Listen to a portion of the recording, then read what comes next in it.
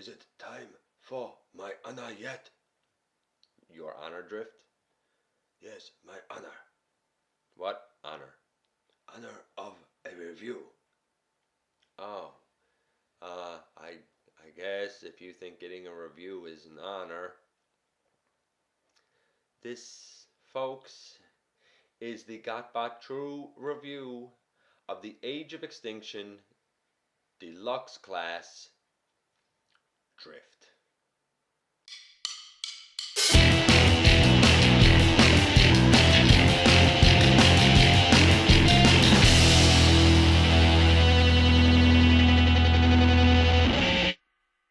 Okay, folks, welcome back to the channel. This is Dennis Moulton, aka GotBot, and yeah, I wasn't really roused or enthused in that intro, and there's a reason why.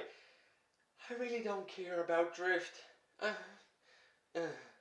Why am I doing this guy now? Well, I've said before I'm marching toward doing a look at the Age of Extinction Dinobots, and specifically some custom work that I did on them to give them a G1 look, and I thought, hey, what a better time than to look at these guys. Plus, I just recently saw at retail the RID Blizzard Strike Drift, and he's mostly blue, and it reminded me of this guy, and I said, hey, why not?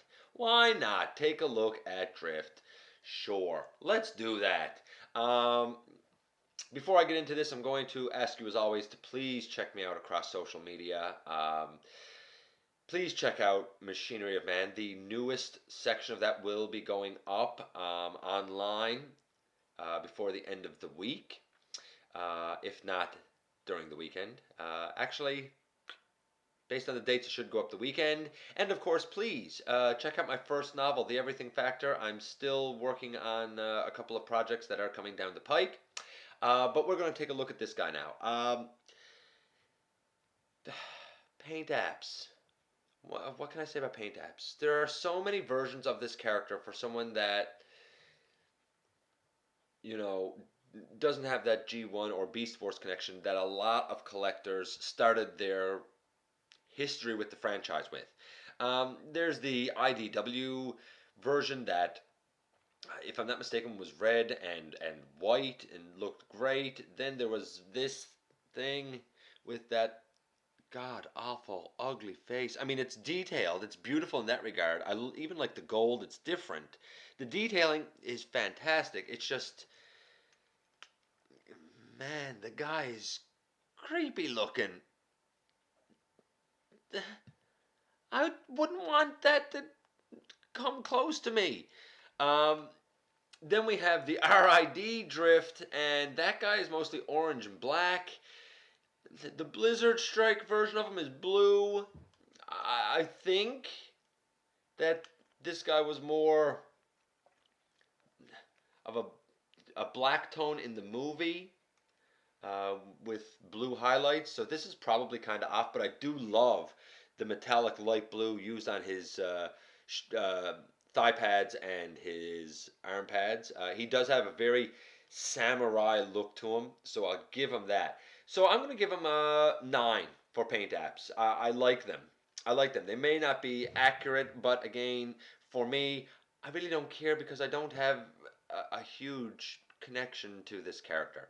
That brings us to posability, playability. Well, you know, he has a couple of knives that I have stuck down back here. You can also put them in ports up here. He comes with 2 swords as well, and he's pretty good for posing and playing. He has pretty solid, sturdy feet.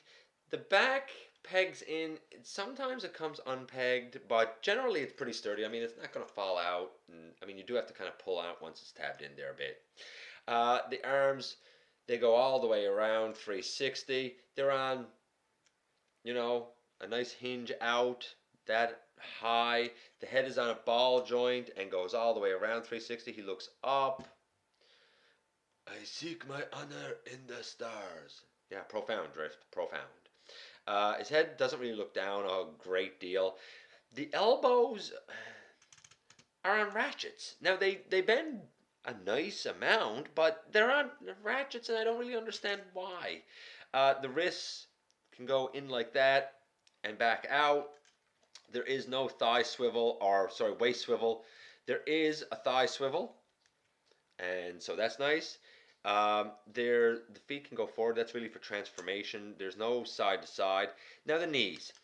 If you see, that came unpegged. If you leave these pieces, you know, way up on the side, his knee isn't going to bend a whole lot because this bar's up solid on the thigh pad. So you bend it behind. If you leave it mostly up like this, as I believe the instructions tell you to do, you don't get much of a knee. That's about it. So what I do is I fold that piece in behind. I flip this whole piece down as much as possible. Yes, it does give him some kibble sticking out on the side, but it also gives him a deeper knee bend to about, I mean, you're pushing on 90 degrees. His knee's not the greatest, but they're okay, but they're not the greatest. So posability, playability, and again, I'm not excited about the guy. Uh, let's let's say an 8. So let's say a 9 for paint apps. Let's say an 8 for posability, playability. He's okay. We'll get into transformation. By the way, before we get into transformation, I guess, I'm going to take out his swords. If you were thinking, well, I don't really want his swords in his hand, can they store? I already pointed out that his 2 knives I have put down here. It's really for his vehicle storage, but hey, it works in robot mode too. These have 2 pegs, 2 pegs right, here, and of course there's another one on this one. And there are holes up right here, so you can take these and peg one in there, and take the other one and peg it on over there, and boom, he can have storage, or you can have them facing up if you want. They don't stay in there real solidly. It's okay, but if you go to move them, there you go, like one of them just fell out, right? So you got to be careful when you store them in there, because it's not, here you go, the other one fell out. They store in there, but not great. That brings us to transformation. Yay! Oh, actually, again, before, I'm really jumping the gun with this guy. Here he is with a modern day deluxe. This is, of course, Combiner Wars Off-Road. They scale good. He's a deluxe. It is what it is. Some people have complained that this guy wasn't a triple changer. I don't care. I'd rather have the car mode because normally when he is depicted, he's depicted in car mode. I mean, there's the e-hobby exclusive of Deadlock coming out. Deadlock was his Decepticon name before Drift switched sides and became an Autobot. He was Deadlock, the Decepticon. He switched sides and changed his name. The Deadlock mold that's coming out is that Generations Blur, that Generations Drift mold. It turns into a car. The drift mold in Generations way back in 2010, I think it was a car. This one's a car. Drift from the RID series is a car. I don't really need him as a helicopter. Okay, transformation. So you flip out these little pieces on the back. There's little pieces back here. You just flip them out for now. You flip up the feet like so. So the feet are just up on his shins now. You're going to peg the feet together. There's, like a peg here. There's a hole over here. There's another lower peg here and another hole over here. And you peg them together as, we'll call it your guide. We'll call that your guide. And you take these side pieces and bring them down. There's the rear of the car done. Really. Then you unpeg his backpack, and all of this kind of hangs away. Very flippity floppity, actually. And you take the whole backpack and you turn it around. Now what do you do? Well, you need to flip out his hood, and you want to be careful because the hood is something that fits down here pretty tightly. But you bring it out just like that. You take this back piece and you flip it down and you flip it up and it fits there just nicely. You're going to want to, peg this piece in to the back, and that's not really that bad to do. You just fit it down there, and you'll see a little, what will I call it? Not a triangle piece per se, but you'll see a little section here that sort of fits in like a puzzle piece. You do that on both sides. Now you may have to press at it. I just push those pieces in. You may have to press at it a little bit in order to get it the way you want it. Again, sort of like lockdown, like it's a little bit fiddly. It's not bad. I mean, once it's fit in there just fine. Like so. Like so. There you go. And there is a tab on the back, and that just clicked in. You heard it. There's most of the car done, really. The arms. Now, I want to point something out here. Up here on the arm, there is a little start on the shoulder. Now, why am I pointing that out? I'm pointing that out really for when you transform him back from vehicle mode. His chest and his head flip up. His head flips in behind, like so, and goes down into a slot inside here. And the chest comes all the way up, and then the chest will, really fit in right there as part of the hood. Beautiful.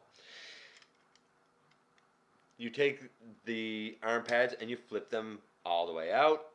You take the arm pad after straightening out the arm, and you flip it all the way out like so. And you can pretty much see what you're going to have to do now. You're just going to have to slide in these arms. And you look at it and you say, wait, there's a big space right here. That's because you have to angle the shoulder up first and angle the shoulder up. And then you can start to kind of fit everything together after you angle the shoulder up. It is a bit, again, pegs and panels. It is a bit tricky to peg everything in. There's some little starts that are designed to guide you. They are okay at guiding you, but not perfect. And basically you just squeeze everything together and boom, there you go, drift in his Bugatti vehicle mode. I'll say this, I like this vehicle mode a lot. I absolutely love it, and he rolls like a champion. I like it better than the RID drift, which just looks like a bubble car, even though I know it's supposed to be reminiscent of this. I like it better than the drift from a few years ago that I think is based on IDW. I think that car mode's okay. We'll look at it when I do Blur at some point. But I love this. It looks beautiful. The paint looks beautiful. The headlights look nice. You have the little red, logo right there. You have his tail lights painted in. You don't get that very often these days. But what about these two swords, hey? What about these things, huh?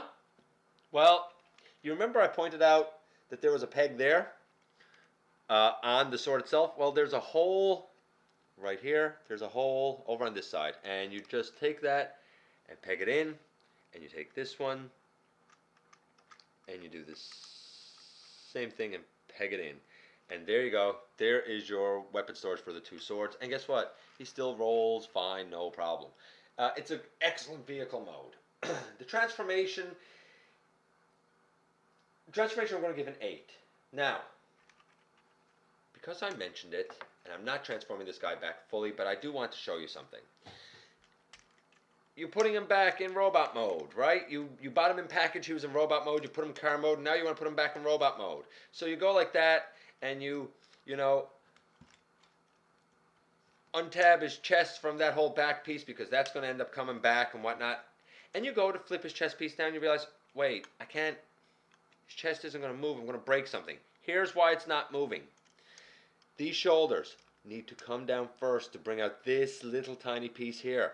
You need to do it on both sides. Look, I pulled one out, it still won't go down. So you go to the other side and again, you pull it out to bring that little piece of shoulder out right there, and then that flips forward beautifully, and the head flips up. Fantastic. But you have to make sure that those shoulder pieces are out, otherwise you're going to get really, really frustrated with this guy and say he is a terrible figure. Are kids going to necessarily figure that out? This is where I get skeptical with his transformation. Um, I'm figuring a lot of kids are going to get really frustrated with that, to be honest with you. I don't think that they're going to enjoy Drift. Not this version of him, to be honest with you. Um, at least not if they have to transform him. They'll probably like playing with him in, like vehicle mode or something. Um, by the way, I talked about his backpack coming off. You'll see a little spot here. There's a hole there that goes into a slot on the back, but that slot on the back is connected to the neck piece that moves. So in order to tab it in, you want to make sure the head is pushed all the way forward. Then you can, or you should be able to tab that in. Oh wait, I was trying to tab in the wrong thing. There we go. And it's pretty solid then. There he is back in robot mode. I mean, it's not hard. It's just a couple of finicky pieces on him, and that kind of throws him off. Actually, I'm going to give his transformation a 7 because of those couple of finicky pieces. For me personally, it's probably like an 8.5. But for kids, it's going to be hard. So, paint apps we gave a 9. Posability, playability, an 8. Transformation, I'm going to go with a 7 because of those finicky pieces. He's an okay figure. He's not a standout. He's very average. His overall score, he's your average 8. Anyway, this has been a look at Transformers Age of Extinction Deluxe Clash Drift. I appreciate you taking a look at this review and all of my work. And I will see you guys as we march on toward those custom Dinobots next time inside the videos.